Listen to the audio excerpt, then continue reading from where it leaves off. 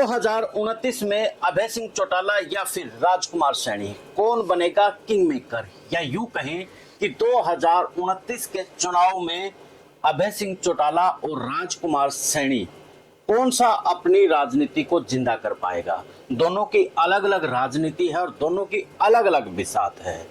देखा जाए तो दोनों नेता हाल फिलहाल जिस तरीके से ग्राउंड के ऊपर समीकरण साउंड भी नहीं कर रहे हैं और अच्छे तरीके से वो करते नजर आ रहे हैं, तो क्या 2029 में वो किंग मेकर की भूमिका में आएंगे या फिर ऐसा पासा पलटेंगे कि सत्ता उनके हाथ में होगी।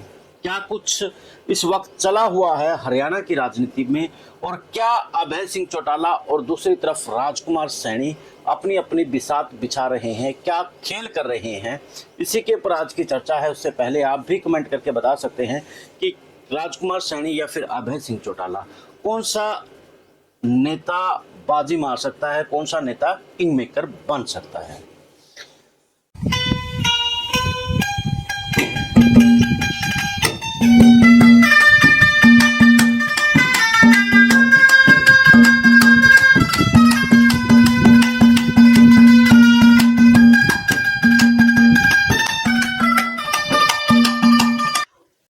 सभी को नमस्कार, राम राम। आपके साथ कुलदीप खंडेलवाल और आप देखना शुरू कर चुके हैं द इनसाइडर न्यूज। और आज हम चर्चा करने वाले हैं 2029 के चुनाव तक जाते जाते क्या अभय सिंह चौटाला और राजकुमार सैनी एक ऐसा नैरेटिव खड़ा कर देंगे कि जिससे बीजेपी और कांग्रेस दोनों के लिए मुश्किल खड़ी हो जाएगी। हरियाणा के अंदर अगर हम देखें तो नैरेटिव, वैसे तो राजनीति के अंदर चुनाव के दौरान तो खास तौर पर नैरेटिव ही काम करते हैं। हाल फिलहाल हरियाणा की जो राजनीति है उसमें एक अजीब सा सन्नाटा है, लेकिन उसकी हम गहराई में जाएं तो वही सन्नाटा एक बड़ी गूंज की तरफ इशारा करता है कि किस तरीके से 2029 तक ये दो चेहरे हैं अपनी बिसात से कहीं ना कहीं कांग्रेस और बीजेपी दोनों के लिए मुश्किलें खड़ी कर सकती है।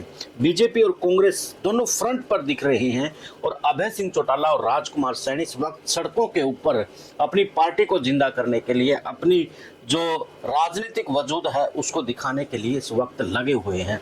जहां अभय सिंह चौटाला किसानों के बीच में गेहूं को लेकर के लगे हुए हैं, दूसरे मुद्दों को लेकर के, किसानों को लेकर के लगे हुए हैं, तो दूसरी तरफ राजकुमार सैनी ओबीसी और दलित के हकों के लिए इस वक्त लगे हुए हैं। पिछले दिनों जब यूजीसी को लेकर के जब सुप्रीम कोर्ट की तरफ से स्टे हुआ तो उस वक्त राजकुमार सैनी ने अपनी प्रतिक्रिया दी और सड़कों के ऊपर अपने समर्थकों के साथ में उतरते वो नजर आए। और इस कदर वो उतरते नजर आए कि हरियाणा में एक चर्चा फिर से चल पड़ी कि कहीं ना कहीं जो ओबीसी का भला कर सकता है, ओबीसी के हकों की जो बात कर सकता है, वो राजकुमार सैनी कर सकता है। तभी तो मैंने कहा है कि हरियाणा की राजनीति में इस वक्त जो दिख रहा है वो असल में सच नहीं, बल्कि जो पीछे पर्दे के पीछे चल रहा है वही कहीं ना कहीं एक बड़ा सच है। और वही सच कहीं ना कहीं 2029 के चुनाव में गेम को पलट सकता है। अभय सिंह चौटाला इस वक्त कोशिश में है कि जो उनका पारंपरिक वोट बैंक है, जो जाट उनके ऊपर बड़ा विश्वास करता था, वो दोबारा से आईएनएलडी की तरफ वो लेकर के आए और एक वो विश्वास के साथ आए ताकि समय के ऊपर वो बंटवारा ना हो। अगर बंटवारा 2029 में हो जाता है तो आईएनएलडी और भी कमजोर हो जाएगी। जैसे कि राम जो स्पीडों से विधायक हैं गौतम, तो उन्होंने कहा था कि आने वाले समय में आईएनएलडी का वजूद नहीं बचेगा, तो वही खेल कहीं ना कहीं आईएनएलडी के साथ फिर 2029 में हो सकता है। तो वही राजकुमार सैनी की भी बात करें, राजकुमार सैनी की उम्र के साथ साथ में अब एक समय होता है राजनीति का, वो अंतिम पड़ाव पर है। अगर वो दलित और ओबीसी को विश्वास दिला पाते हैं कि अब की बार ओबीसी का और दलित के अधिकारों का और आपका जो भला कर सकता है, तो सिर्फ वो राजकुमार सैनी कर सकता है। बीजेपी नहीं कर पा रही है और ना ही करेगी, तो वो दलित और ओबीसी कहीं ना कहीं राजकुमार सैनी को एक बड़ा संजीवनी दे सकते हैं।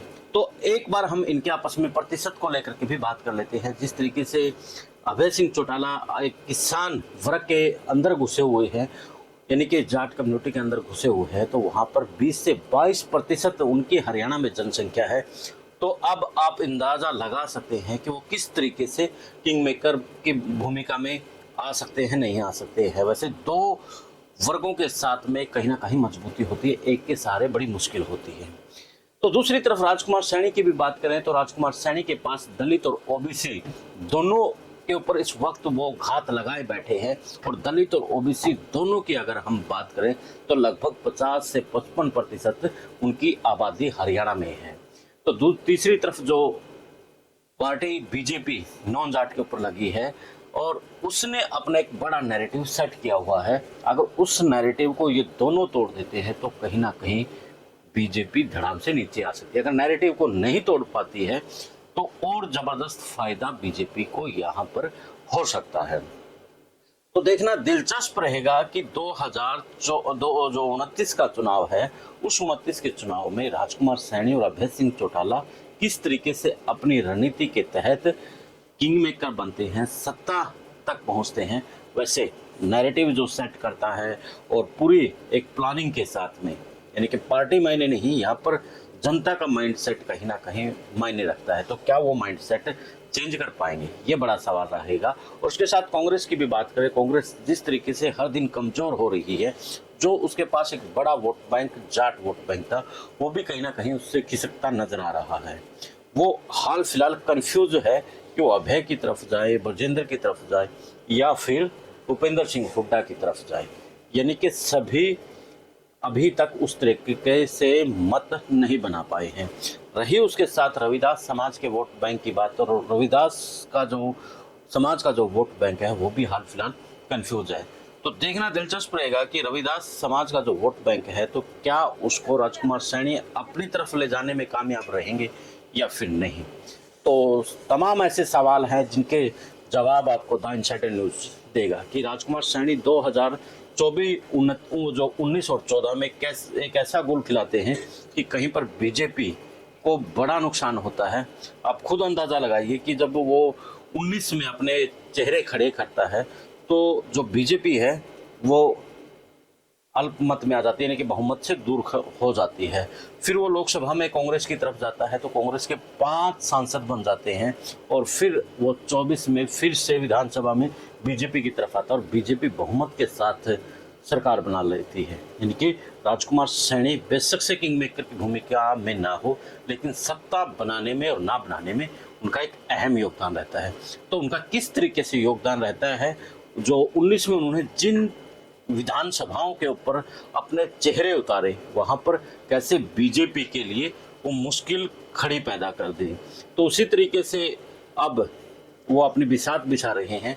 क्या कुछ है उसके लिए आपको अगले वीडियो में देखना पड़ेगा, और उससे पहले आप चैनल को फॉलो शेयर सब्सक्राइब कर दें ताकि आप तक जो खबरें हैं वो छूट ना जाए।